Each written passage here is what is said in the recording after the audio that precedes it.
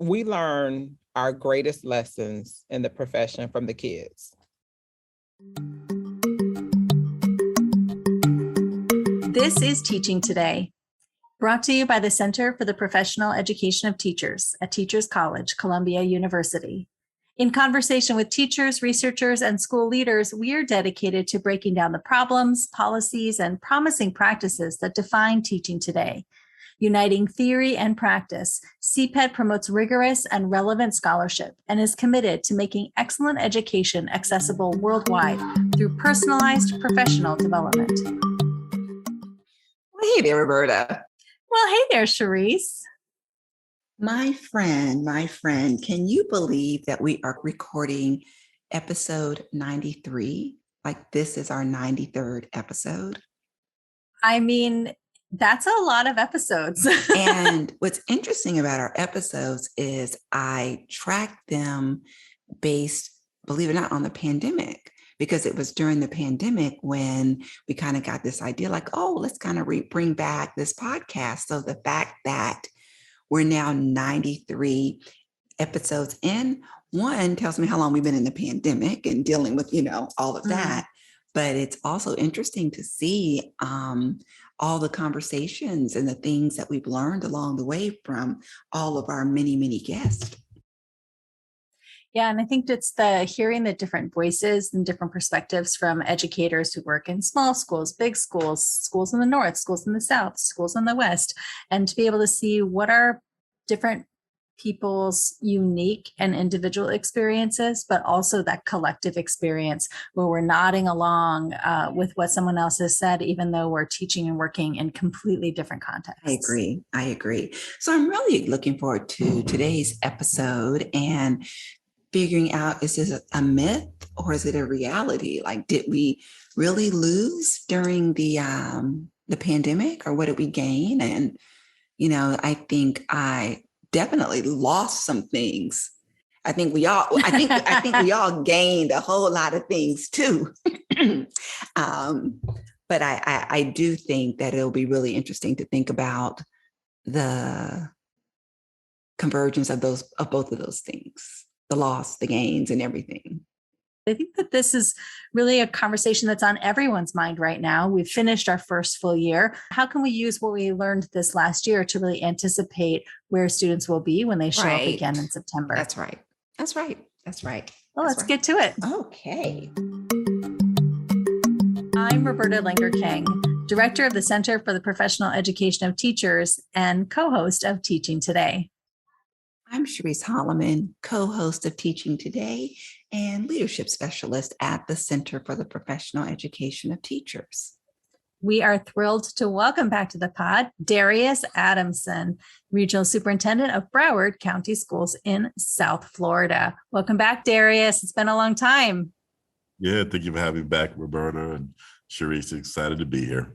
Great. And we also have a hometown friend with us, Chris Mastrocola from ACI2 in New York City, actually in the Bronx, correct?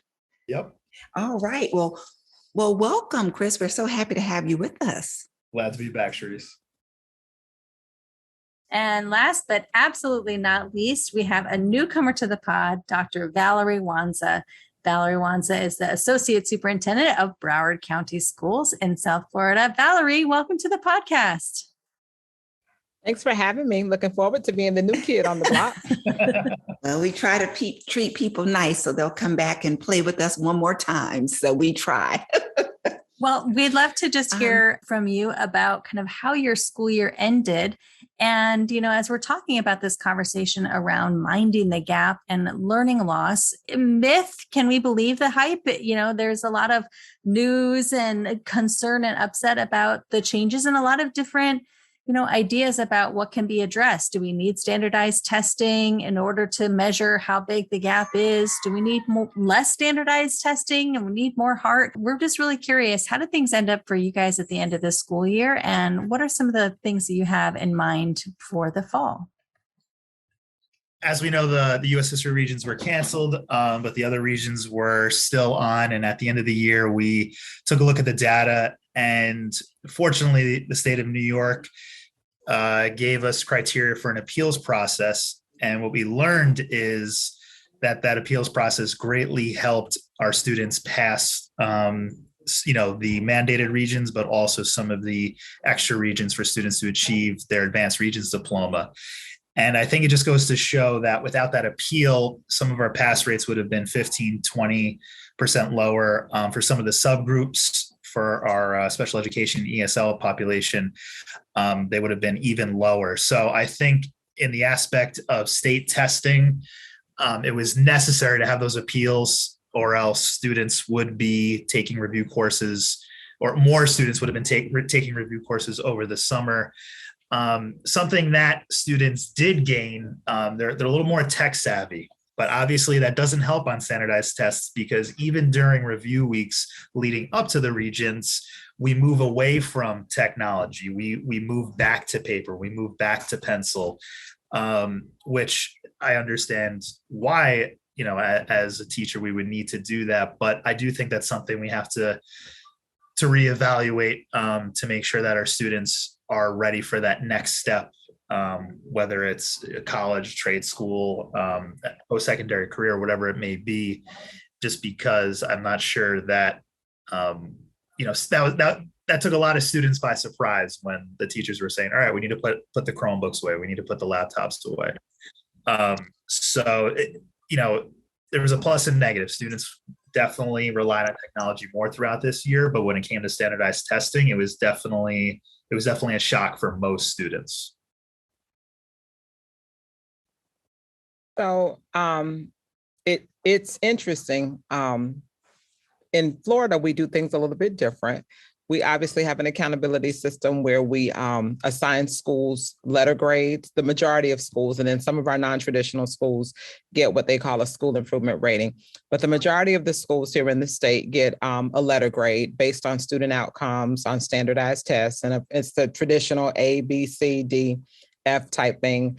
And at the end of the 2021 school year, overwhelmingly, the majority of our schools decided we're going to take the state option of not receiving an assigned letter grade this year because of the pandemic, students being out, the whole gamut as it relates to that. So when we returned to school for the 21-22 school year, we had implemented a lot of intentional strategies, and we can get into that as the conversation goes along. But what we found is, when the state administered the standardized tests, coupled with some other measures that are in there for the secondary level, so some college and career readiness, post-secondary readiness, that kind of thing. Overwhelmingly, the majority of our schools returned back to their achievement levels, if you will, pre-pandemic.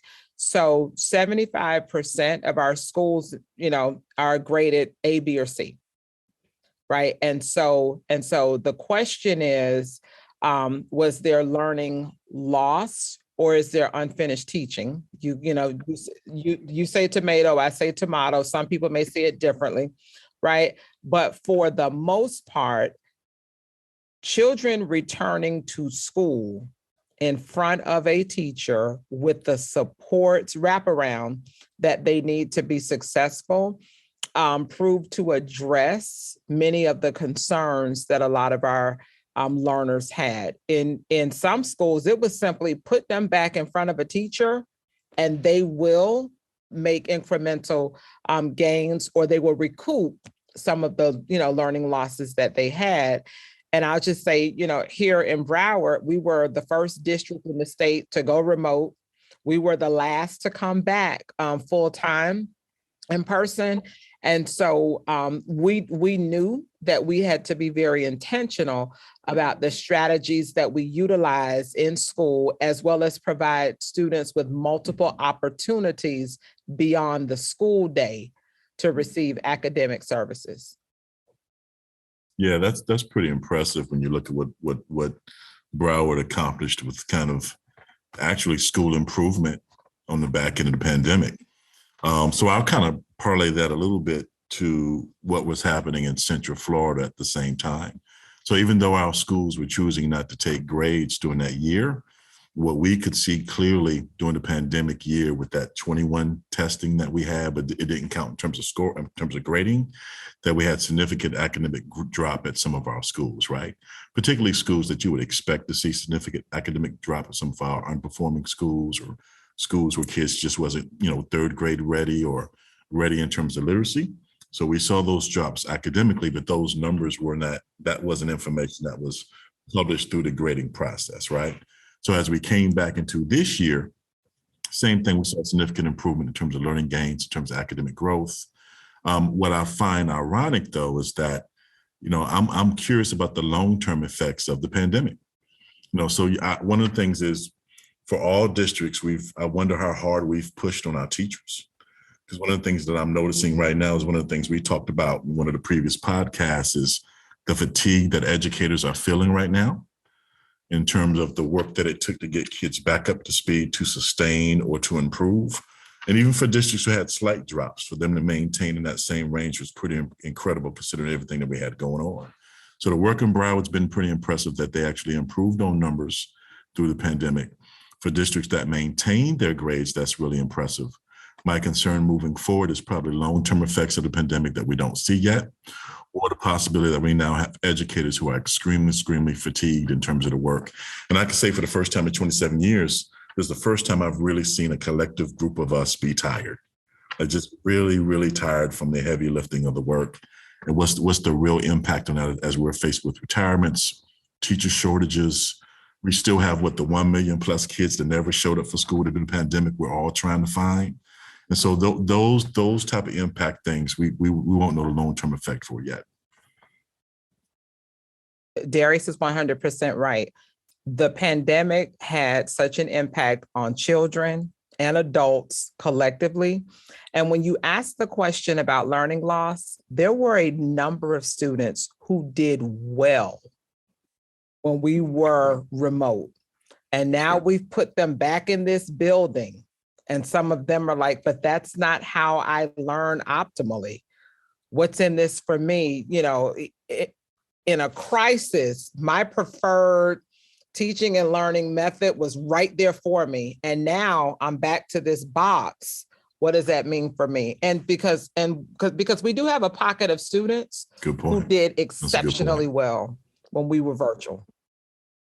That just reminds me of a conversation that I was having with a school. We were talking about their plans for summer school. And during the pandemic, when it was really around meet XYZ content expectations to reverse a grade or to reverse a score, the school got really creative about how they approached their summer school programming and created a whole project-based learning initiative that allowed students to develop projects on content area that they had missed.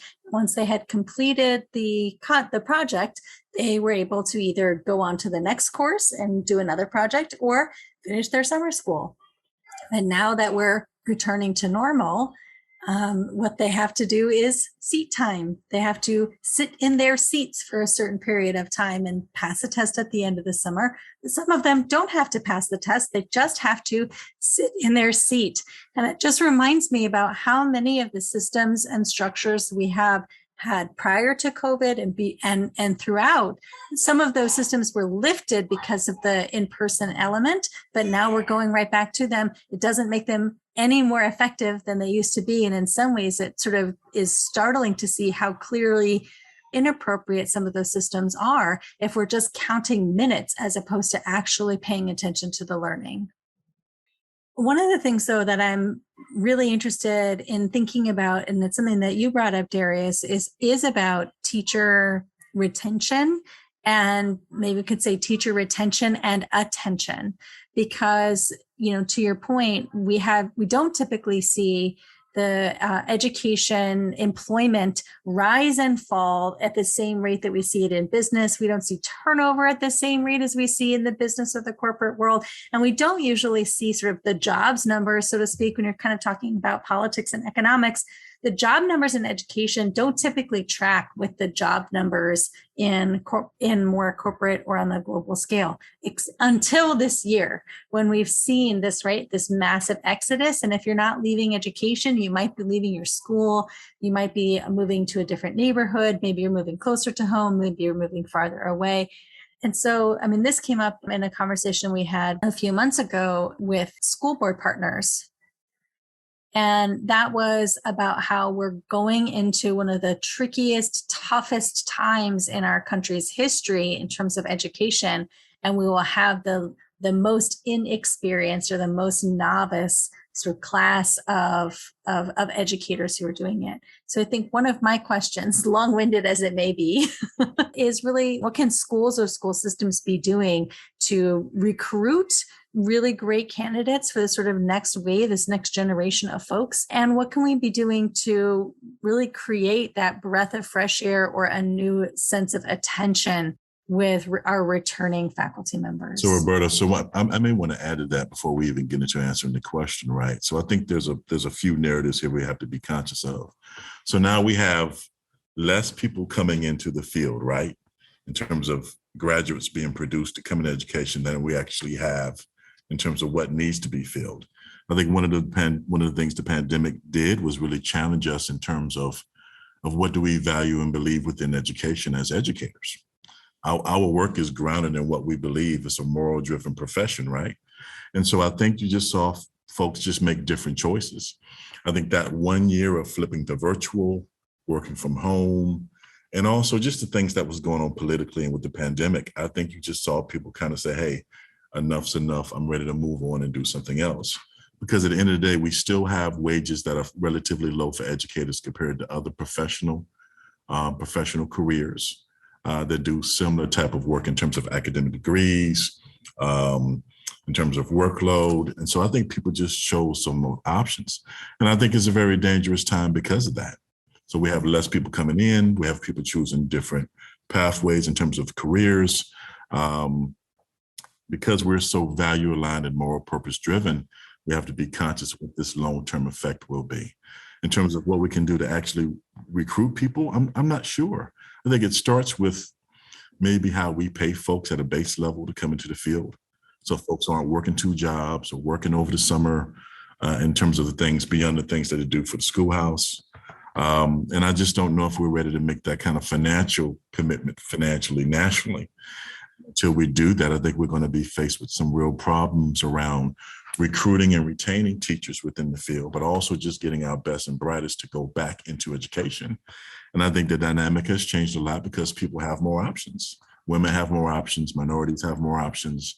You know, I just think folks have more options in terms of where they can go work. And so we have to combat against that to make this field attractive, but it's still driven around moral purpose and doing those things that really support children. To add to that, Darius, I think the more that we can show people the value, but then value them when they get here, right? But then value them, you know, when they come to the work, because to your point, you know, you have educators who saw, oh, wait a minute, Amazon has an education wing of their business and they're going to pay me how much? And I get to do this from my house. Okay, let me weigh it.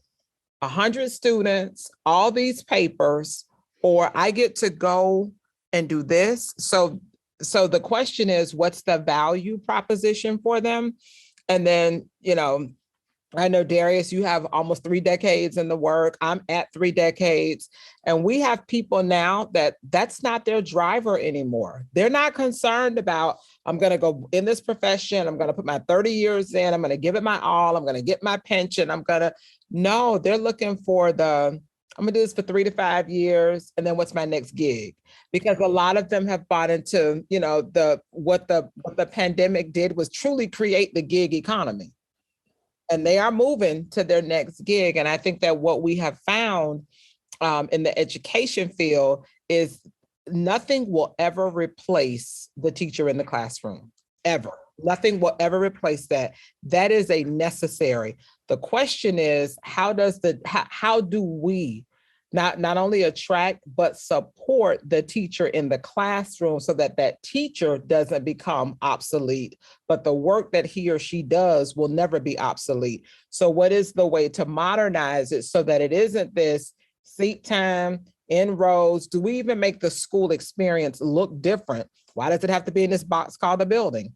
Why can't it be outside? Why can't it be in different ways and in different modalities? And I think that the pandemic is really forcing us to, call the question, how are you going to reinvent public education so that it's not only attractive to the individuals that you need to work in public education, but it remains attractive to those who are consumers of public. Yeah, I agree with both of you, Darius and Valerie. I do agree that our profession is moral driven, and I know as teachers, we have to feel valued. And I think, Darius, you were touching on this and just starting with renegotiating or realigning, salary and funds to drive teachers to the profession. Because I think often when you have professions that are morally driven, that's almost used as an excuse to not pay them, because it's God's work, or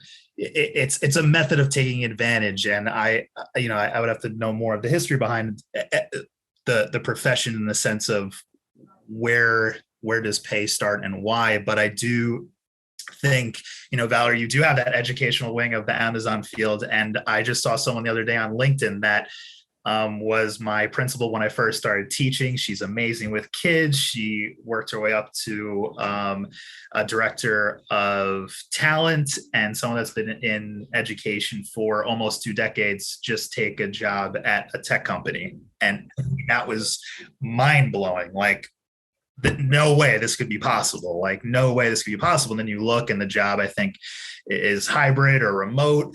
And I think a question that high school kids or college students are asking, or I would ask if I was in the pandemic at that time, is, yes, what is my passion? What do I want to do in life? But also, do I want to go to another building to do it? And I think that's already taking a percentage out of the field, because with teaching right now, you have to go into a building to do that. So off your point, Valerie, of reinventing the educational system to some degree, I think you even gave merit to where you were saying some of the students who were teaching at home did even better than they did in the building. And I think we have to start considering those options as school districts, because there are students that, yes, they love being in class, they love hanging out with their peers, but they might want to do high school in 3 years. And we're starting to identify a population in our school, just a handful of students that can move on to this next stage a little bit quicker. Or maybe the role of the teacher is changing, right? I think you can never replace a teacher, but I do believe the role of what we do is going to change. That's something I'm a big fan of. When I read World Class Learners by Young Zhao, that's one of my books there that really changed how I look at education. So just thinking about, as teachers, we're commuting to incentivize. I feel like that cost just 100% needs to be covered. And you're talking anywhere from 5 to 10 hours a day, right? That's 40 hours a month. That's 400 hours a year commuting, right? Not to say we don't learn things on our commute, but that's something I think we could change. And then thinking about, how do we challenge teachers so that maybe they're not thinking long-term with the 25, 30, 35-year pensions, but those 3 to 5 year increments. How do we keep teachers? Maybe we give them a short-term sabbatical, changing funds some way. But I do think we're in a very vulnerable point in the education field. And I think, things can't go back to normal if we want to not only incentivize teachers, but also incentivize students to learn in the public school system. So I'll add this to what Chris says. I think one of the things, and what Valerie said, we have to really reimagine school. We really do. We talk about it a lot, but we have to get to the point to reimagine what traditional public schools look like. And I just don't think we've quite gotten to that threshold. There's a few things politically going on we got to pay attention to. We have some states where the state pension is no longer a guarantee, right? That's become political fodder in some states where we never know what's going to happen with pensions for some teachers in some states, depending on where they live. I think the other piece, I'm not sure if we've educated the incoming workforce on the power of the pension, right? As they come in knowing the long-term effects of if you have that over 30 years.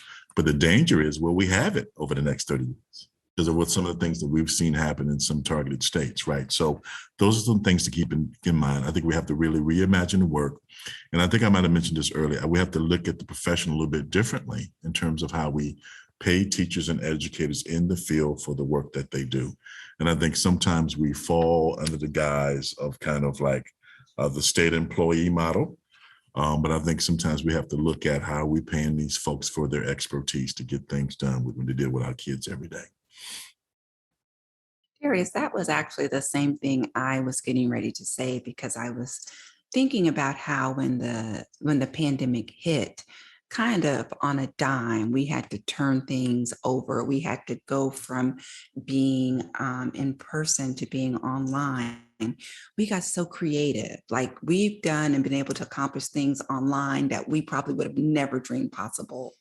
And I think that was that kind of, would they say that necessity is the mother of invention? So like, out of necessity, we did all of these things.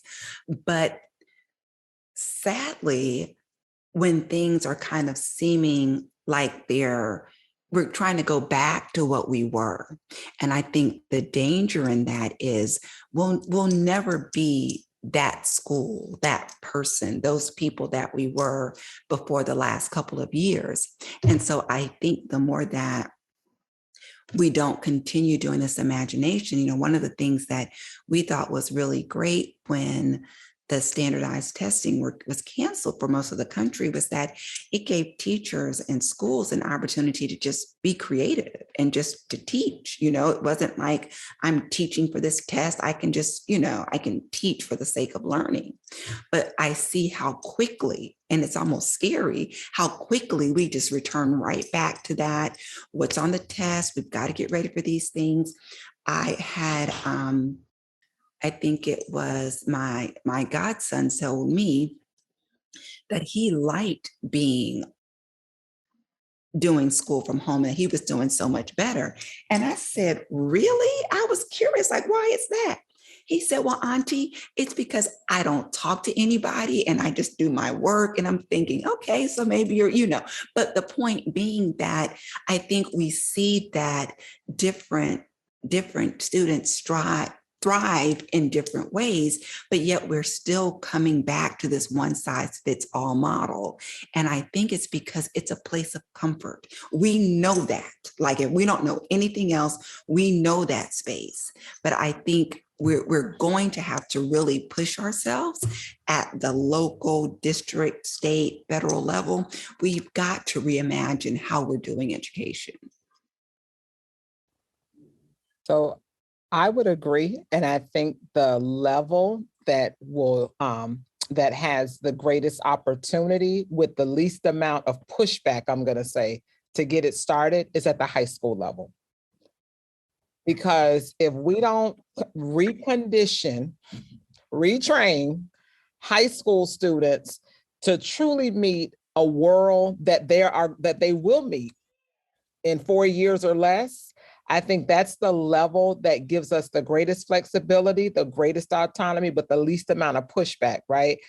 At the elementary level, parents are still in the mindset of, but my child's got to go somewhere safe because I got to go to work, right? As opposed to high school, and Darius is going to laugh. I know Chris is going to laugh. The high school kids thought that they were already freshmen in college. When the pandemic hit, they just knew that they were freshmen in college. They were ready. I'm going to drop in. I'm going to do this. And I will tell you, once we got away from the scariest parts of it, and we got back into the student activity part of it, and they realized, oh, I can go to class and I can still come to football practice and I can still meet up with that. I think if we don't take advantage of that space as soon as possible, we will continue to lose the opportunity.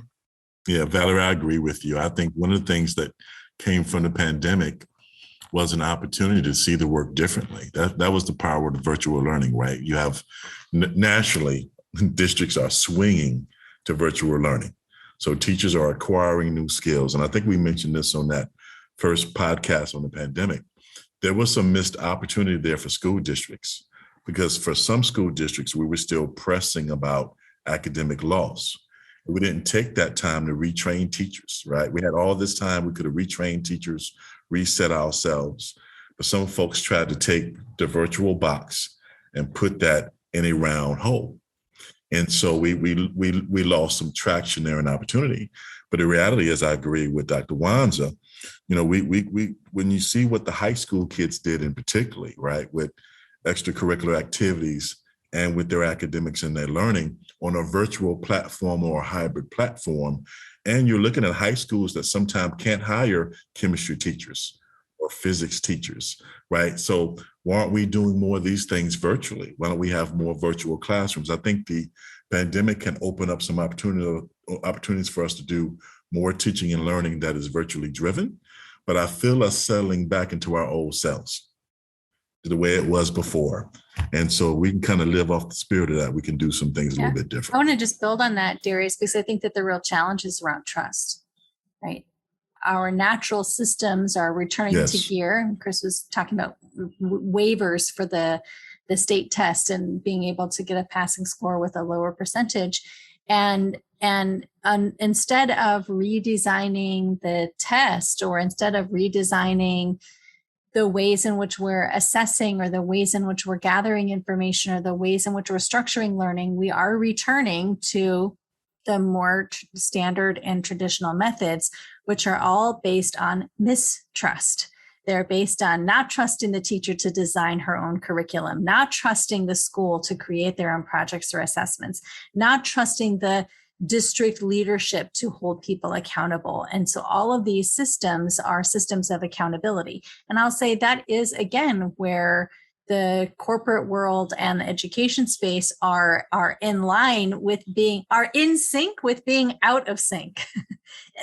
And it's that managers and people who sort of supervise or lead the work are struggling to figure out how can we maintain high accountability and also make sure that folks have a flexible and autonomous workspace. And it's difficult to try to have both of those things. And so the idea then from leadership often is clamp down more. Come back in person. Let me see your lesson plans. Let me see, let's follow through with the tests. And we're missing the point. I think in some ways that the idea of the gap here is around our needs and our, like what we need, what's right for the time, and sort of what our history or what our system has been. And these things don't work anymore. They're not aligning well, and they're going to continue to be problematic for the workforce, which is why, Chris was describing, you're going to have great educators going, I don't know if it's worth it that much for me anymore to go through the pain and the hardship that it takes when there are other pathways that are equally interesting, or maybe less interesting, but more lucrative. So can we tie that to kind of like the expansion of pathways around teacher certification, right? So you talked about a little bit about accountability and flexibility, but just from a best practice lens, when you have teachers who come in on alternative certification paths, they need more support. And sometimes that translates itself into a higher level of quote unquote accountability in terms of learning direct instruction, getting more feedback, being more directive. I think those things are all tied together. And I think that does impact culture in a way. So one of the things I wonder is when you talk about trust, how do we get culture to a place where those things are seen as trusting tools rather than adversarial tools, right? I think press and support has a purpose. Accountability has a purpose, but I think what's happened is we've painted those pictures so poorly that now accountability seems like the enemy, right? Versus that maybe I give you feedback and press you for your own growth and to stretch you to improve your practice to get it to master it, right?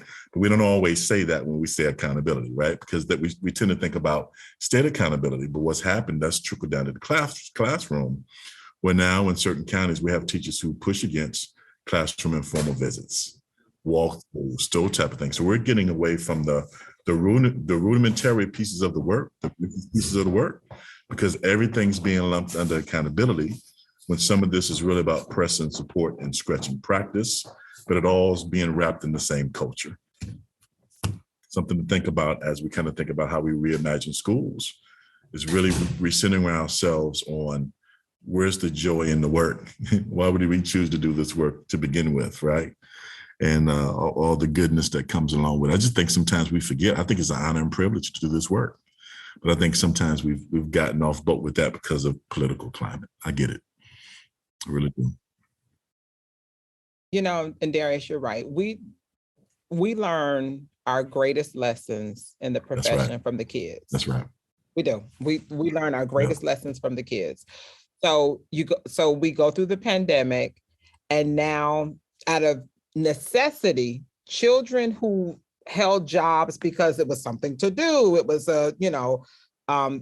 they wanted to work, they didn't have to work. Now out of necessity, they now become contributors to the household. And I just saw a piece of legislation because I happened to, one of my pieces of work that I supervise here in the district, the student athletics and activities.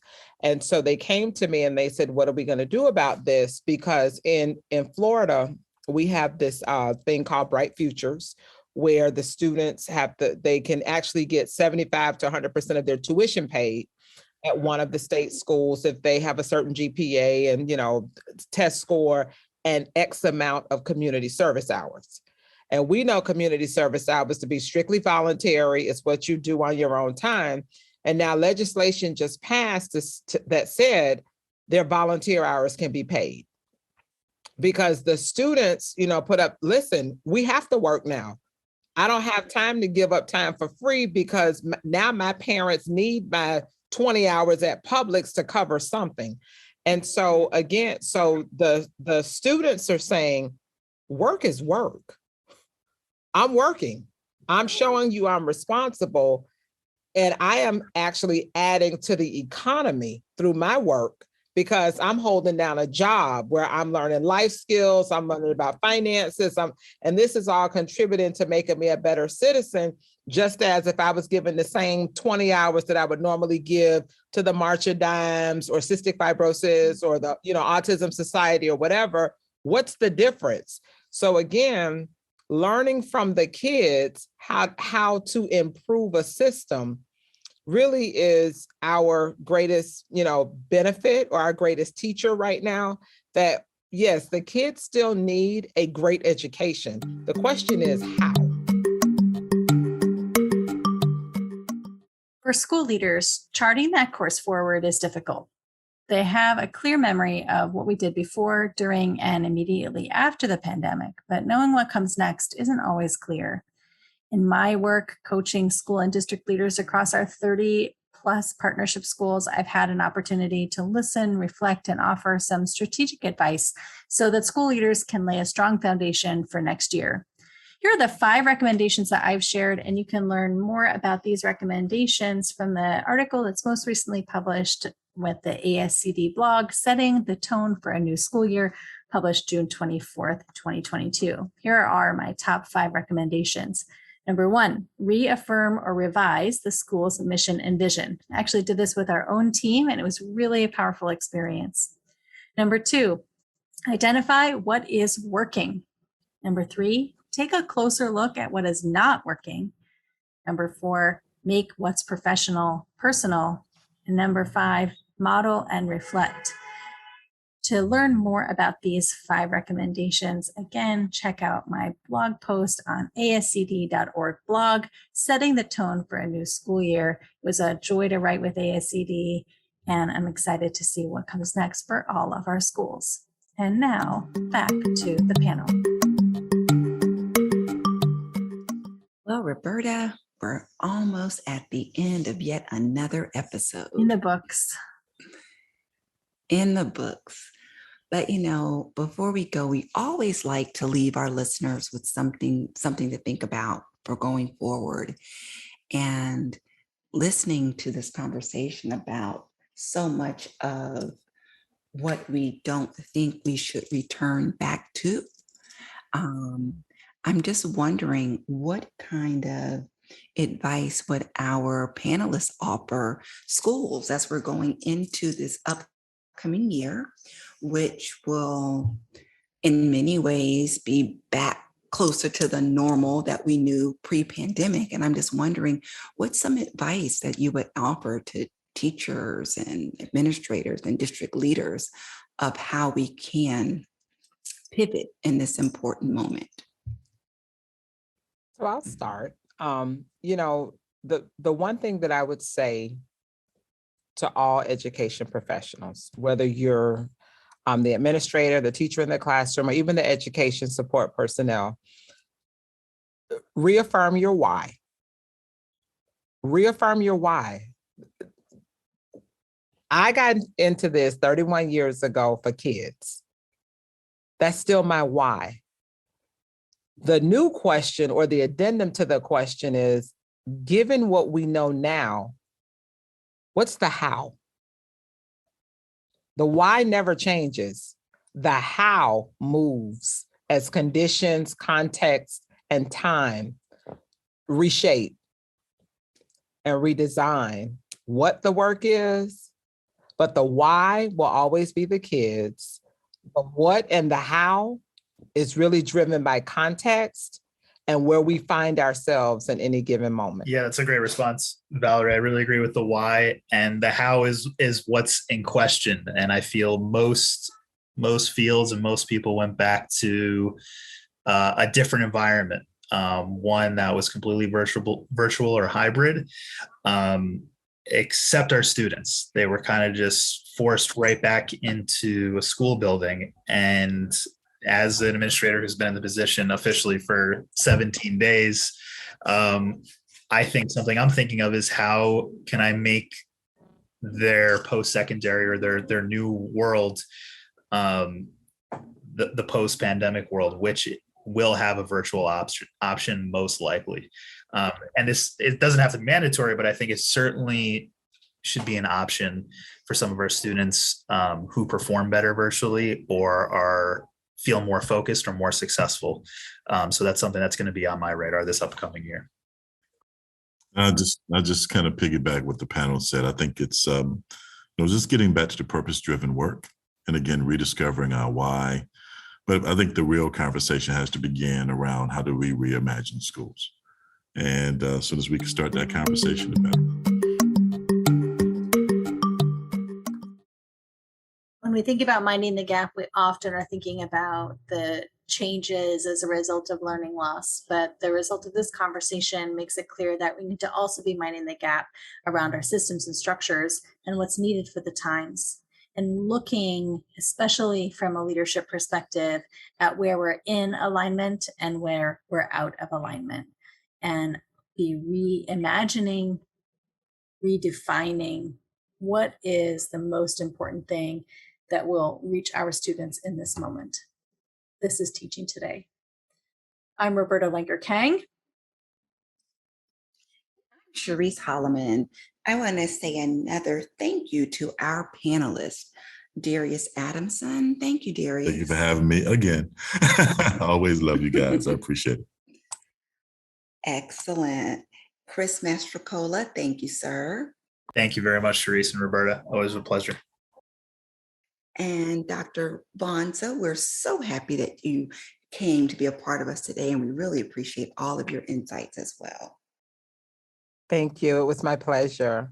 And a huge shout out to our post-production crew, Isaac Hodges and Katie Mills. We think your voice matters. Send us your education questions, concerns, and promising practices, and we'll address them. Subscribe to the pod, leave a review, and follow us on social, where you can find us at TC-CPET, or send an email to cpet@tc.edu.